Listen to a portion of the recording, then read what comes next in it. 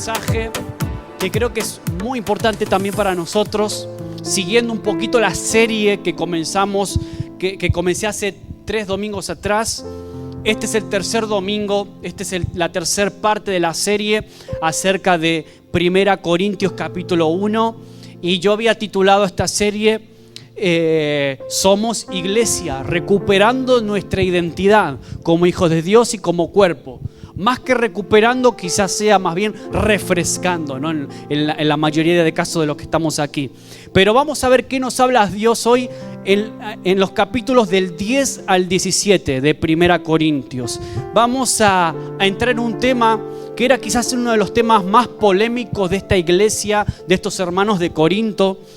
Un tema que era para Pablo el que más le preocupaba. Tanto es así que el 25% de toda la carta lo dedica especialmente, 4 capítulos de esta carta los dedica especialmente a este tema de la división que había dentro de la iglesia.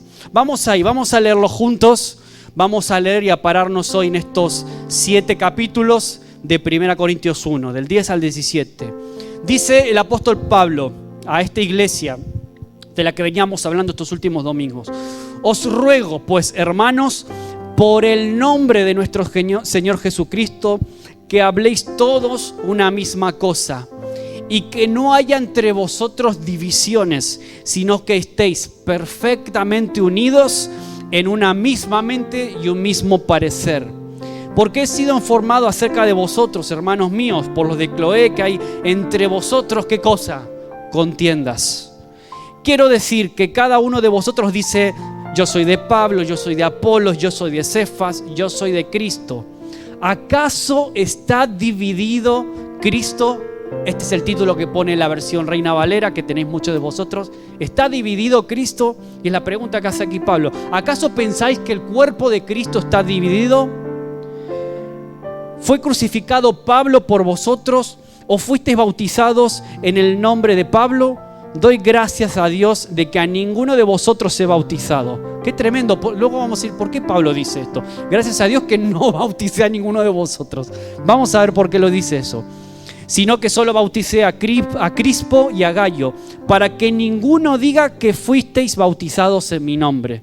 Curioso, él sabía que si él se ponía a bautizar a personas, él mismo probablemente iba a provocar más contiendas y más facciones de las que ya había. Pero vamos a ver luego bien. Dice el 16, también bauticé a la familia de Estéfanas. De los demás, no sé si he bautizado a algún otro, pues no me envió Cristo a bautizar, sino a predicar el evangelio. Interesante lo que dice aquí. No con sabiduría de palabras, para que no se haga vana la cruz de Cristo. Muy bien, entonces esta iglesia ya vemos, aquí ya entramos en el kit de la cuestión. Aquí entramos un poquito en la problemática real que había en esta iglesia. Una iglesia de la que el domingo pasado Pablo alababa y decía cosas buenas. Tenéis buen testimonio, tenéis conocimiento, tenéis sabiduría porque habéis sido enseñados. Es decir, Pablo reconocía también las cosas positivas, que eran muchas de esta iglesia, pero aquí entra en algunos de sus errores que para él eran tremendamente importantes. Y aquí el problema son las divisiones. Es el problema a corregir en el que tiene que entrar el apóstol Pablo. Aquí se mete a la problemática directamente. Y una de las características de Dios que a mí más me llama la atención es que a lo largo de la Biblia Dios nunca encubre los errores de sus hijos. Tú vas a ver la vida de David, Sansón, Saúl, yo qué sé, todos los hombres del Antiguo y del Nuevo Testamento. Dios nunca se encarga de encubrir sus errores, de diluirlos, ni de suavizarlos. Dios dice en la Biblia que cubre el pecado, pero no cubre el pecado, lo perdona, pero no lo encubre. Es decir, Dios lo deja a la vista. ¿Por qué? Porque tiene una intención de poder sanarlo, de poder intervenir con amor y de poder corregir lo que está torcido.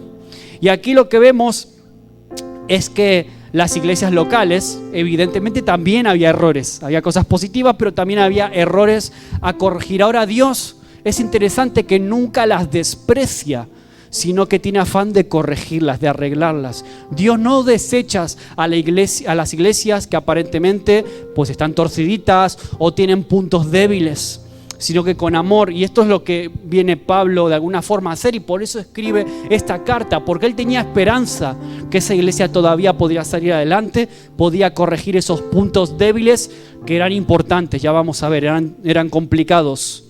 Ahora, la iglesia de Corinto, como decíamos el domingo pasado, era una comunidad, una iglesia con muchos dones. Pablo lo reconoce: tenéis todo lo que hace falta, tenéis todo lo necesario y más. Tenéis buenas obras, tenéis no dice un testimonio bueno, tenéis un muy buen testimonio para con la ciudad, para con el mundo. Ahora, el primer problema de la iglesia de Corintio es que se estaban dividiendo realmente en facciones enfrentadas entre sí. Se habían formado como 4 subiglesias, podríamos decirlo así, 4 facciones que se disputaban el liderazgo. Se disputaban el liderazgo probablemente por interpretaciones erróneas de las enseñanzas o de la palabra, o quizás por favoritismos personales, que yo me inclino más a pensar por ese lado. Pero bueno, de todas formas, lo que está claro que había divisiones y grupos que decían: yo soy de Pablo, no, es que yo soy de Apolos, no, es que yo soy de Cristo. Esos eran los de verdad espirituales, ¿no? Ese era el grupo de la sana doctrina. Pero sin embargo, incluso esos que dicen yo soy de Cristo, Pablo los desecha y dice: no, eso no está bien, porque de alguna forma estaban utilizando esos nombres de personas, incluida la de Cristo, con una motivación incorrecta, con una motivación de crear grupos enfrentados, grupos como más especiales que otros. Incluso lo del bautismo viene por ahí. Por eso Pablo dice: mira, es que yo sé que si me pongo a bautizar gente, probablemente esos que bautice van a presumir de que son bautizados por el apóstol Pablo, y se cree otra facción más. Entonces dice: no, yo fui llamado a predicar, no tengo problema en bautizar. Él, de hecho, ahí menciona que bautizó unos pocos. El problema era que él no quería provocar más división de la que ya había. Ahora, las divisiones de la iglesia no son un pequeño detalle, no son una cosita menor, porque directamente atentan contra una de los motivos principales de nuestro llamado. Hablábamos el otro día que era la comunión.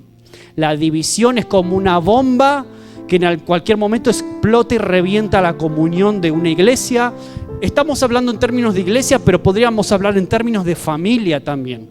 Si piensas en tu familia, en tu núcleo familiar, los que conviven contigo bajo el mismo techo, si hay divisiones, si hay diferentes sentires, si cada uno va a su bola, si cada uno busca su propio beneficio, si hay enfrentamientos, si no estamos como familia todos a una. Imagínate que Romina tiene un proyecto de vida completamente diferente al mío. Pues tarde o temprano Romina me va a acabar pidiendo el divorcio y se va a querer ir de casa porque va a querer cumplir sus sueños, como dicen muchos por ahí, ¿no? Es decir, si hay diferentes proyectos, diferentes sentir, si hay diferente visión dentro de una familia y los hijos van por un lado, los padres por otro, eso tarde o temprano revienta, tarde o temprano explota por algún sitio. Entonces, lo que debería ser la iglesia, un baluarte de verdad, un lugar de amor, un lugar donde el mundo pudiera mirar y se sorprendiera de lo bien que se aman, lo bien que se llevan. En este caso, esta iglesia se había convertido en un campo de batallas, en un centro de conflictos y de contiendas. Es decir, no tenían ninguna diferencia con lo que había ahí afuera. Por eso Pablo quiere llamarle la atención especialmente por esto. Mira, el mundo os está viendo. ¿Qué está viendo el mundo de vosotros? ¿Qué debería haber? Entonces el versículo 10 habla acerca de la división. Y yo escribí división como división, que quiere decir una visión doble. El problema es cuando hay una división viene de una visión doble, de dos visiones que compiten entre sí, diferentes. Por eso usaba el ejemplo de una familia, porque podríamos tranquilamente estos principios de la iglesia aplicarlos a nuestra propia vida familiar en casa. Por eso me parece muy interesante compartir esto, y no solo en términos de iglesia, sino también de familia. Al fin y al cabo, la iglesia, ¿qué es? Una familia de familias. Es una familia de fe, una familia espiritual. No somos hermanos de sangre, pero somos hermanos en el Espíritu Santo. Entonces, la única forma de mantener la unidad y de que dos personas se pongan de acuerdo es que no estemos poniéndonos de acuerdo con la voluntad del líder, ponernos de acuerdo con el pastor, con el líder de turno, no, sino que nos pongamos de acuerdo con Jesucristo. Eso era lo que pasaba aquí, porque realmente parece difícil, ¿no? Que dos personas se pongan de acuerdo absolutamente en todo. Parece complicado, parece difícil. Ahora, el Señor, yo no creo que quiera un ejército de robots que todos piensen igual. No, todos, incluso nuestra familia. Yo soy diferente a Romina, tengo gustos diferentes evidentemente a los de Ari o a los de Romina mismo. Somos diferentes. Dios no me está pidiendo a mí que piense exactamente y tenga la misma opinión en todo que Romina. Pero sí que tenga comunión, que tenga unidad, que mantengamos un mismo proyecto de vida. Pues lo mismo para la iglesia. Aquí habían contiendas y divisiones porque cada uno pensaba en su propio interés. Y voy a ir más allá. Cada uno pensaba en tener la razón.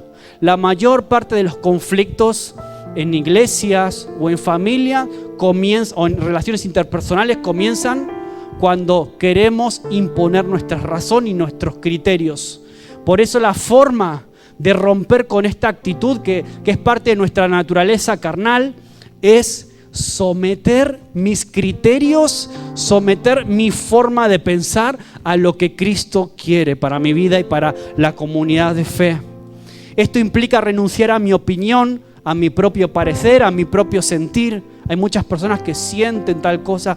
Esto probablemente venía por diferentes sentires, diferentes sentimientos que había adentro. Luego voy a poner algún ejemplo dentro de unos minutos. Ahora, muchas heridas que tenemos en el alma, justamente, ¿sabes por qué son ocasionadas? Por manejarnos según nuestros propios criterios, bajo nuestro propio sentir, según nuestro corazón. Y esas son muchas de las causas de las heridas que también provocamos en otros. Son por esa razón. Por eso cuando estamos atravesando un proceso de sanidad interior, ¿sabes lo que estoy haciendo en realidad en la sanidad interior? Estoy sometiendo esas heridas que me causaron rechazo hacia alguien o falta de perdón que me está carcomiendo a mí, porque en ocasiones cuando yo no sé perdonar o no quiero perdonar, el que primero perjudicado soy yo. Y una de las cosas del proceso de la sanidad interior es cuando yo someto mi derecho a ofenderme o a sentirme ofendido con alguien, lo someto a los pies de Jesús. Es decir, yo ya no me manejo según mi sentir, sino el sentir de Jesús. Y ahí es cuando empieza a producirse la sanidad. Ahí es cuando empieza a sanarse mi corazón. Y cuando yo empiezo a encontrar lo que es el verdadero evangelio que transforma el corazón de las personas. Porque Jesús quiere sanarnos de verdad, no solamente poner un pañito frío, no solamente calmar una situación con alguien, una mala relación con el vecino o con el compañero de trabajo. Él quiere ir a la raíz del problema. Él quiere ir a la raíz de verdad del conflicto. Y yo diría que el 95% de las veces esa sanidad o ese ataque a la causa de la enfermedad tiene que ver con el perdón del corazón, la falta de perdón. La mayor parte de los conflictos vienen por culpa de eso. No con el sentimiento de perdonar, sino con la decisión de perdonar. Porque llega un punto en donde perdonar no se trata de lo que yo siento, se trata de una decisión. Se trata de tomar una decisión consciente, un paso que yo tengo que ejercer y dar. Y eso incluso a veces va en contra de lo que hay aquí. Eso va en contra de lo que siento, porque lo que yo siento, ¿sabes qué es? Pues no perdonar. Pues si tú me hiciste daño a mí, pues yo no te perdono, ¿no? Pensamos así, nos dejamos arrastrar por lo que nos dice el corazón, ¿no? Por eso perdonar implica también un esfuerzo consciente. Ahora, si quieres ser sano, si quieres ser libre, lo mejor es que Jesús sea el Señor sobre todas las áreas de tu vida. Que Él sea el Señor sobre todo. Ahora, ¿te hicieron mal? ¿Te hicieron daño? Pues probablemente sí. Seguramente te hayan hecho daño. Ahora, el problema es que a veces no sabemos cómo, o no canalizamos correctamente ese mal apropiadamente, y lo que hicimos fue guardarlo aquí, y eso va produciendo ese resquemor, eso va produciendo esas emociones que nos desequilibran realmente, emocionalmente nos van desequilibrando. Por eso el desafío es: pongámonos de acuerdo con Cristo. No te pongas de acuerdo con lo que te dicta el corazón en un momento determinado. No te pongas de acuerdo con lo que a veces los sentimientos son traicioneros. No te pongas de acuerdo con eso. Ponte de acuerdo con Cristo. Y te doy un ejemplo sencillo. ¿Vosotros creéis que Dios quiere que crezcamos como iglesia? Ahora probablemente todos me digas que sí. No, la voluntad de Dios inicialmente es que todos crezcamos. Una iglesia sana crece.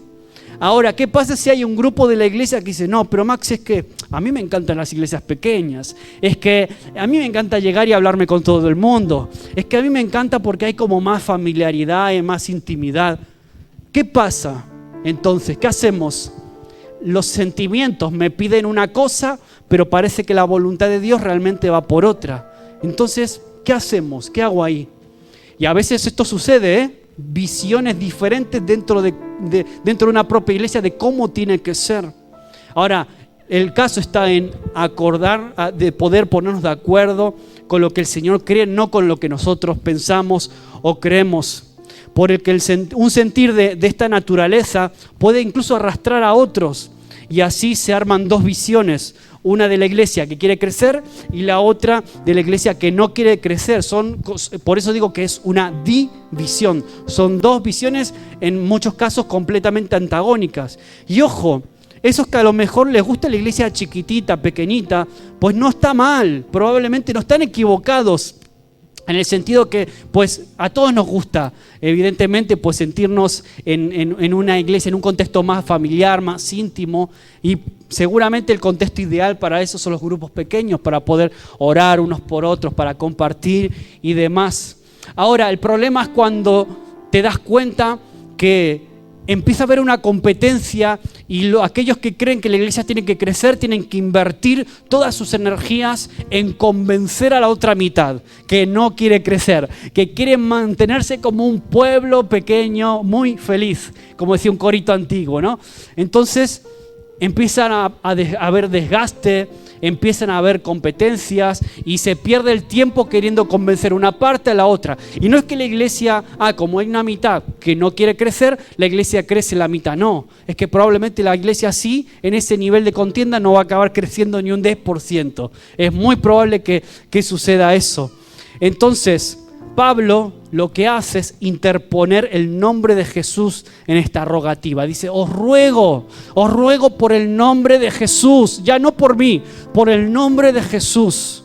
Os ruego por eso, que tengáis todos un mismo sentir, un mismo proyecto, una verdadera unidad. Y esta no es una idea loca de Pablo, sino que tiene el respaldo del nombre, del carácter y del propósito de Jesús para la iglesia. Ahora, en el versículo 10 podemos ver cuál era la función de Pablo en toda esta situación que se había generado. Porque algunos decían, yo soy de Pablo, yo soy de Apolo.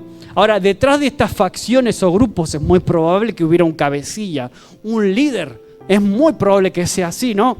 Entonces, lo que estaba claro es que las personas que estaban liderando estas facciones habían perdido el norte o eran inmaduros. No sabemos los detalles, Pablo tampoco los da, pero ahora sin duda que tenían problemas en sus corazones. ¿Y cómo una persona inmadura va a interpretar correctamente cuál es la voluntad de Dios?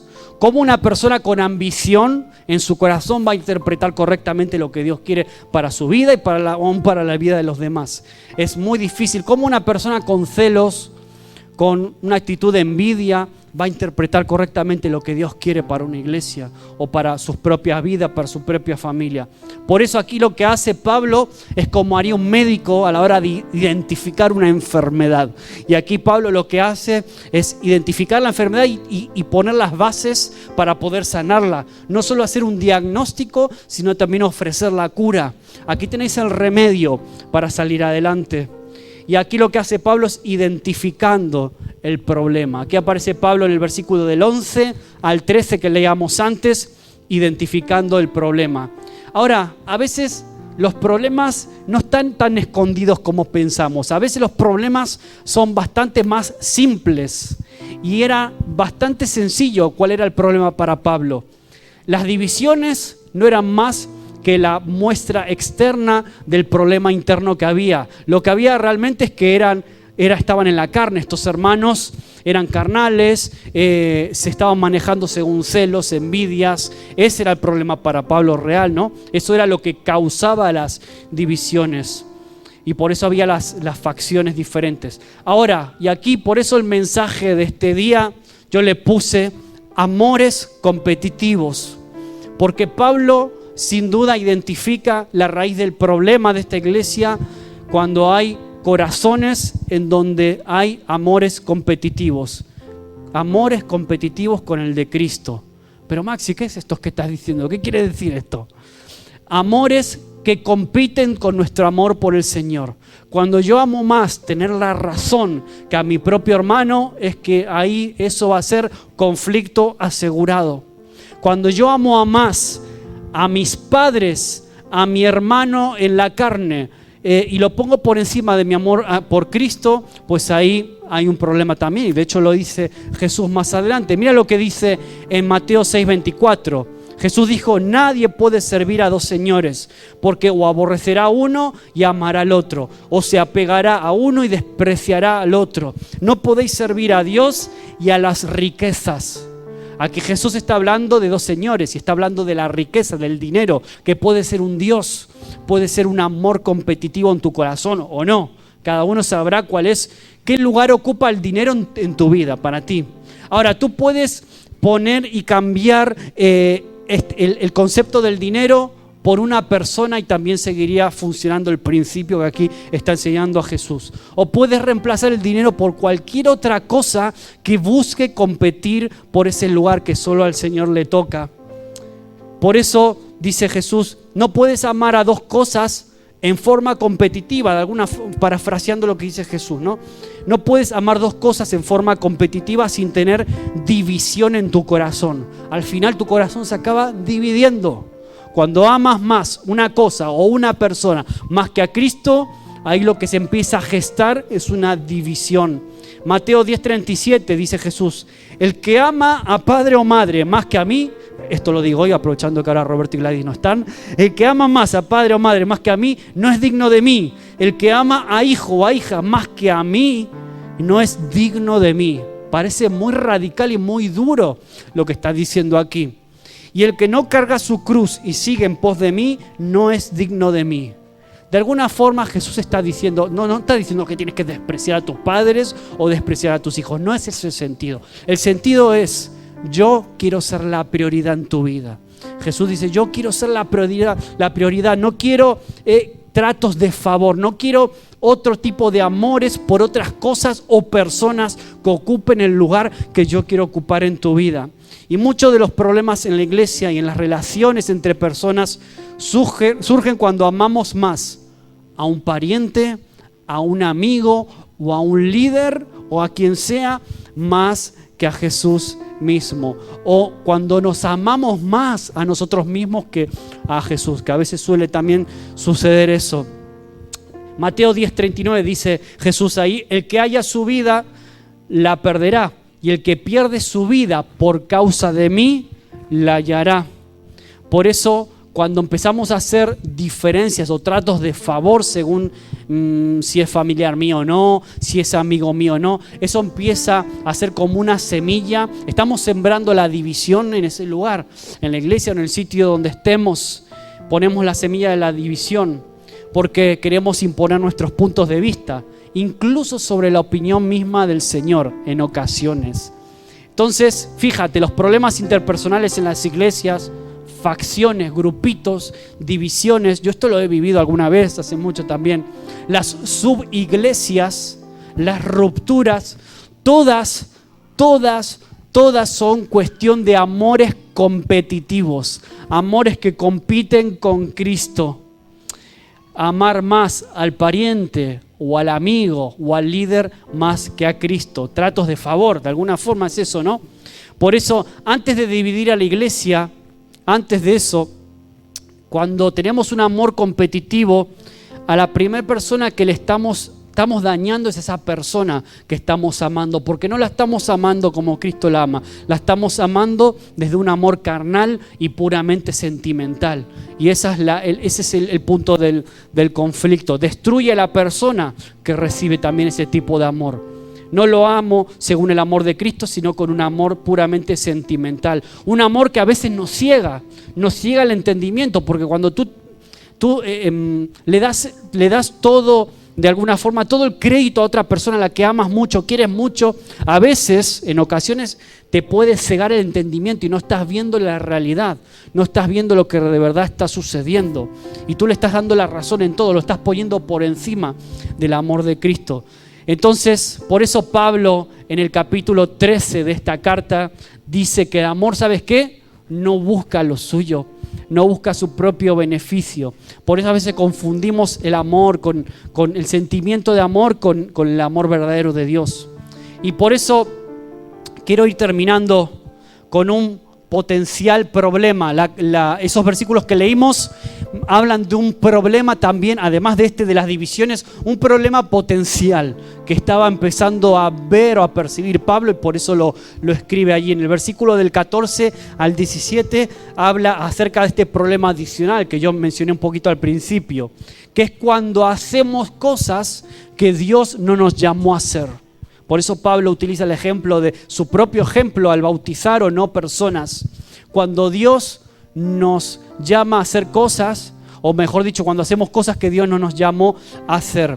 Porque Pablo dice ahí del versículo 14 al 17 que Dios no lo envió a bautizar y por lo tanto no bautizó, sino a unos pocos, pero bautizó al fin. No es que Él se negó en rotundo, Él no se negó completamente a bautizar personas, sino que hubo una necesidad y la satisfizo.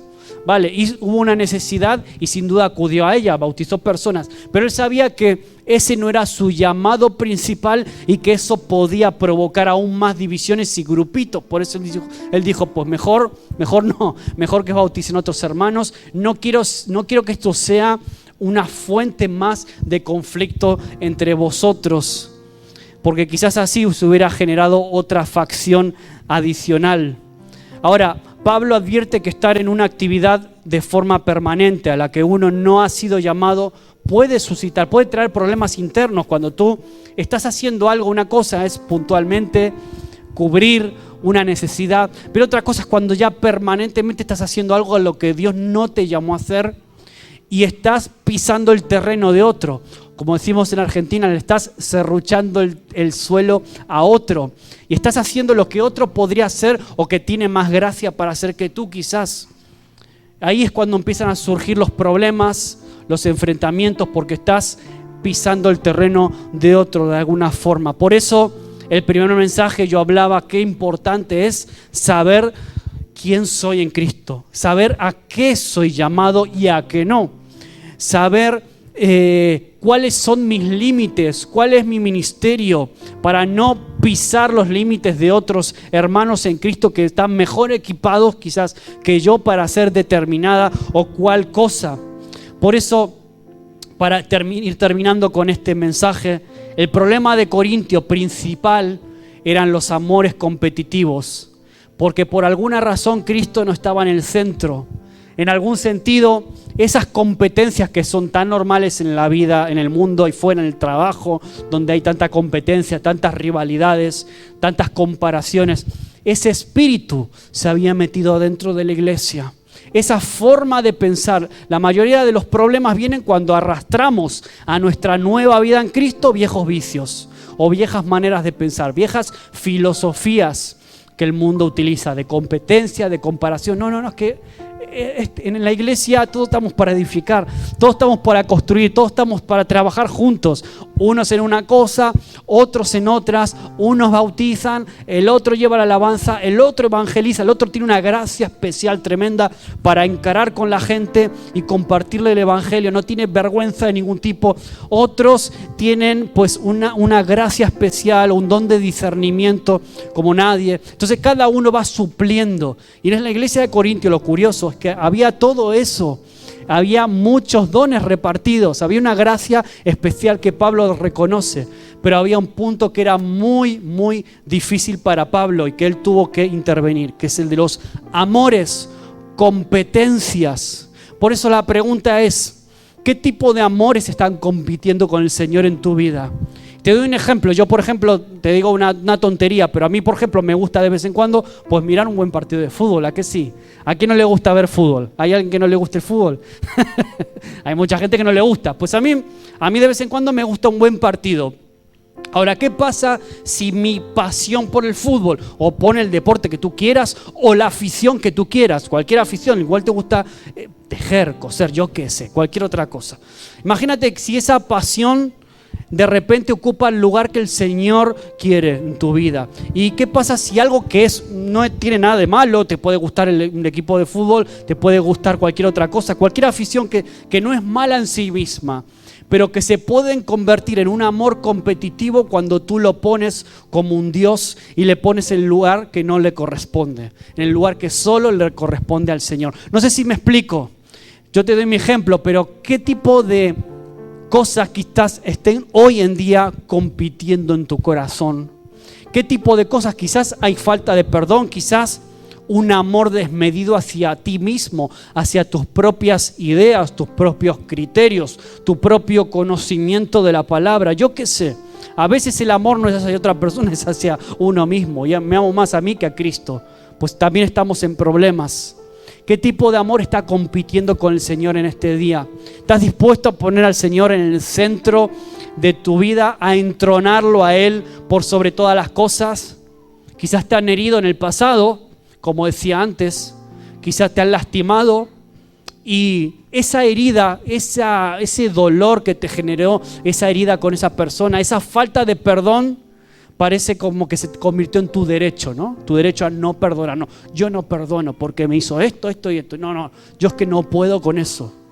Quizás hoy tienes que romper con eso. Quizás eso se transformó en un amor que compite con el Señor. El Señor te dice, mira, pues tienes que crucificar eso. Esta semana veía algo acerca de esto bien interesante, ¿no?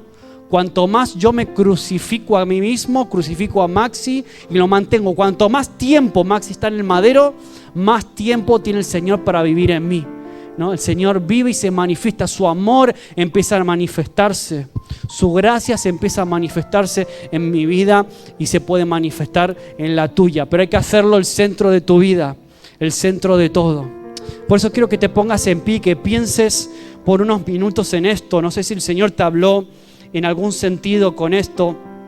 Quizás hay amores hacia personas que quizás tú tengas que bajar hoy, decidir bajarlos un poquito de categoría. Quizás se te fueron muy arriba y el Señor te dijo, eso está compitiendo conmigo. Quizás tenemos, como decía antes, tienes que perdonar a alguien.